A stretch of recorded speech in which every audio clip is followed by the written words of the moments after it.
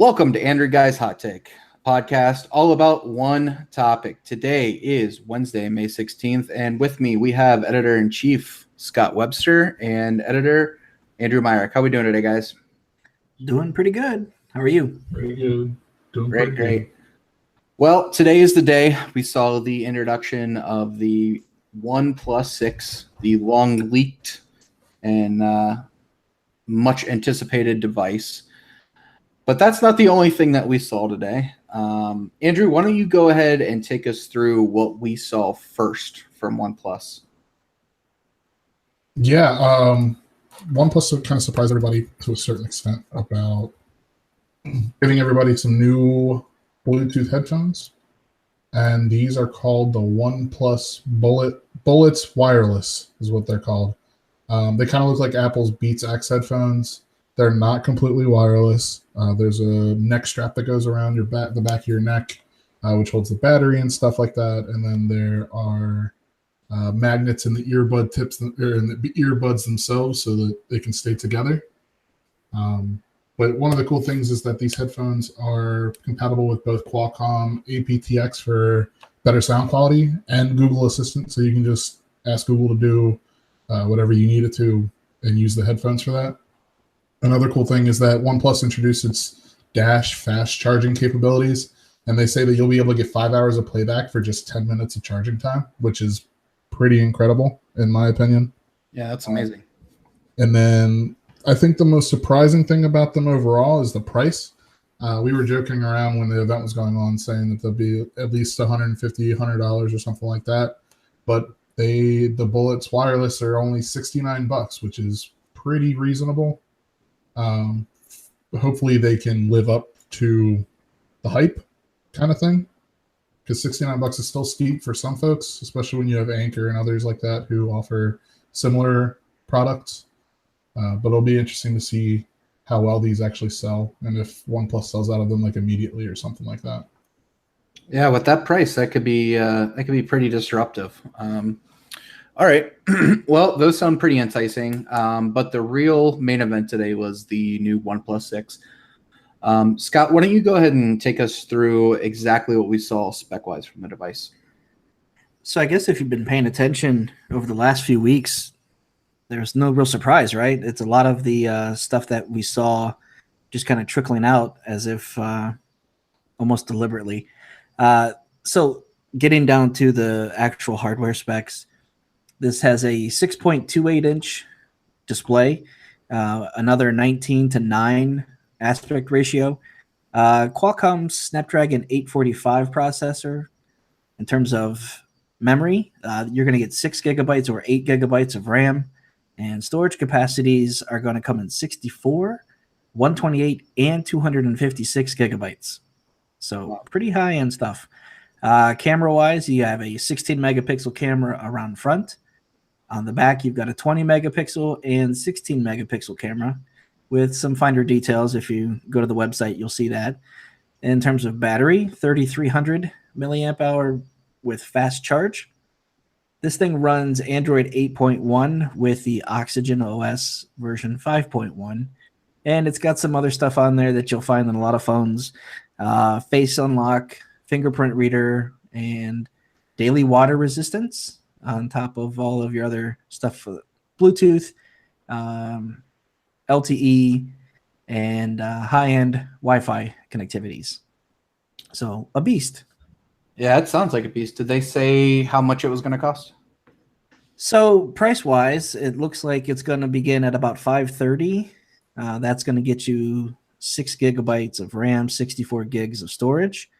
And then you have, for about $50 more, you go to 8 gig of RAM and double the storage to 128. And then you go with the high-end version, which is only going to be another $50 jump.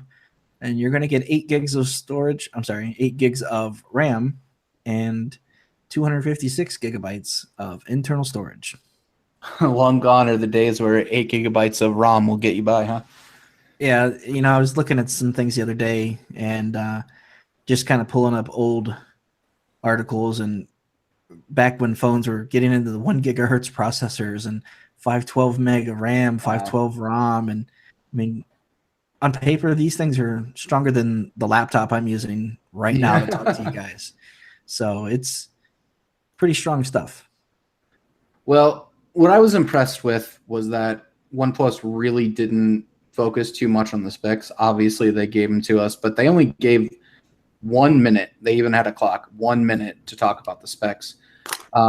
Andrew, what did they go on and talk about more than the specs that made you really want this phone? Just the overall design. They added the notch, and I don't have a big problem with the notch, and you can use the software to hide it.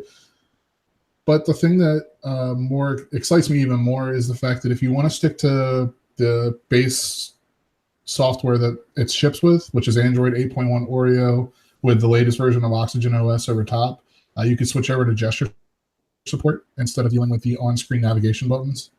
But the thing that really excites me is that at I/O last week, Google announced that OnePlus was a partner, so you can get the day that you get your OnePlus 6, you can download Android P and use Google's beta software, the stock version of Android, on your OnePlus 6. And I think that is a game changer for OnePlus in general.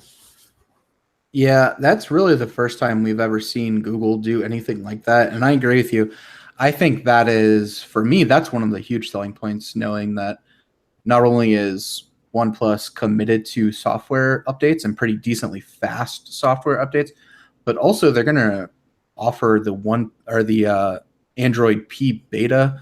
That to me, that's a huge selling point.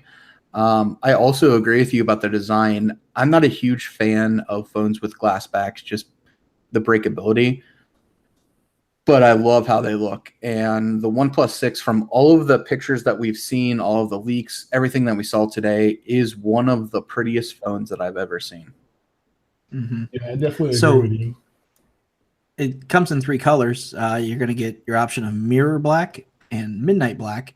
And then you can get, there's a limited edition silk white that's going to be floating around out there. You know, you guys were talking about Android P, and that really, I guess, it validates them as a company when you think about where their relationship is with Google.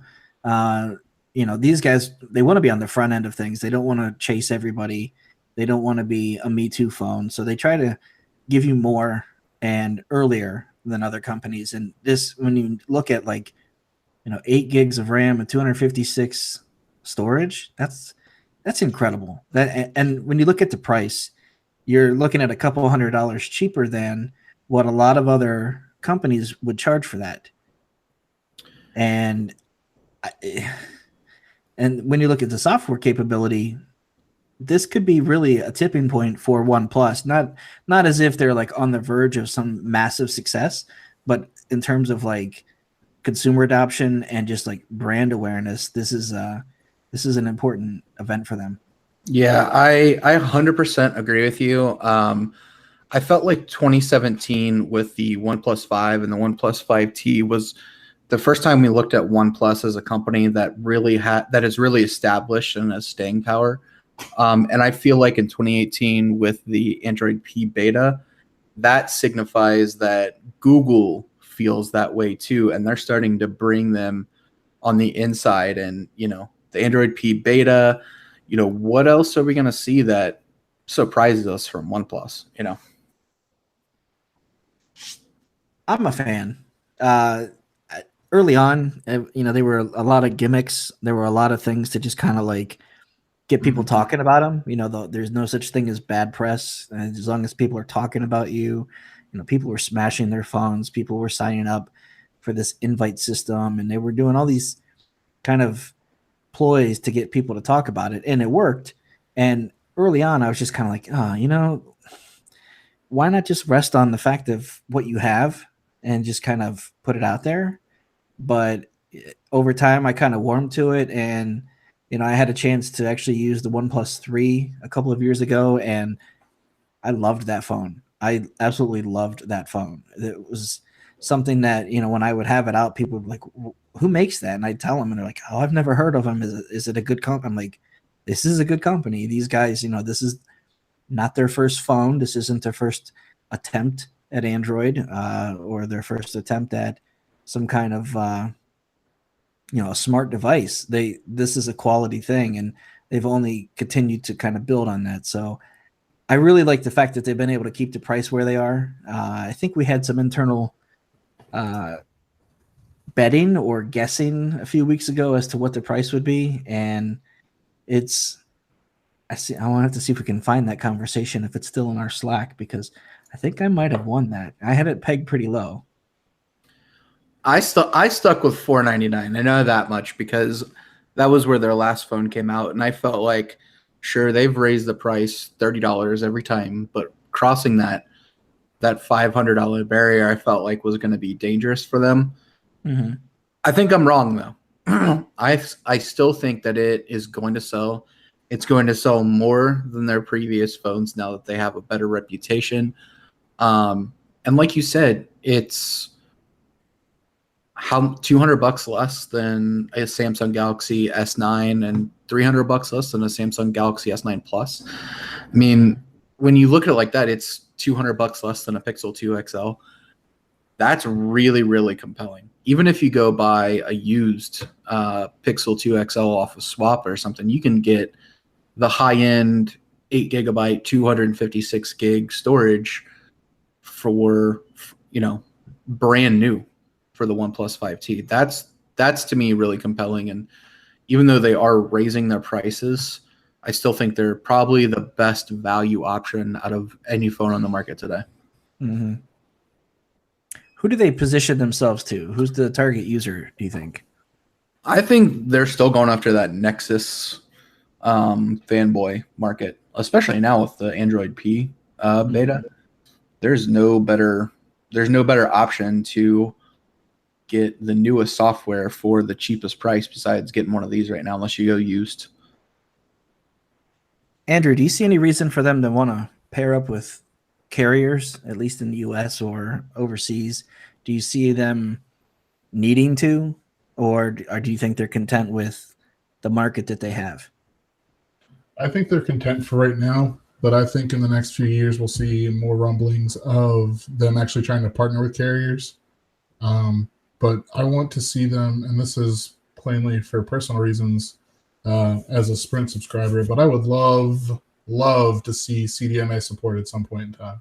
I've been asking for it for years, and it still hasn't come yet, but I'm still holding out, hoping that it will finally come.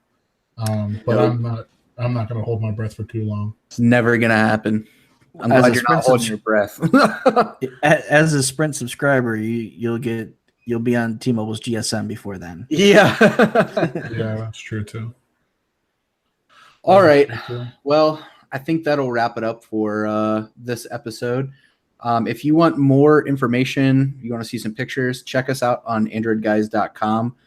We have a ton of information about the phone up already. We have a bunch of posts. Go download the wallpapers. We've got you completely covered there, and we will continue to keep our eye on the OnePlus 6 and hopefully be bringing you our review pretty soon. This has been Android Guys Hot Take. Catch you later.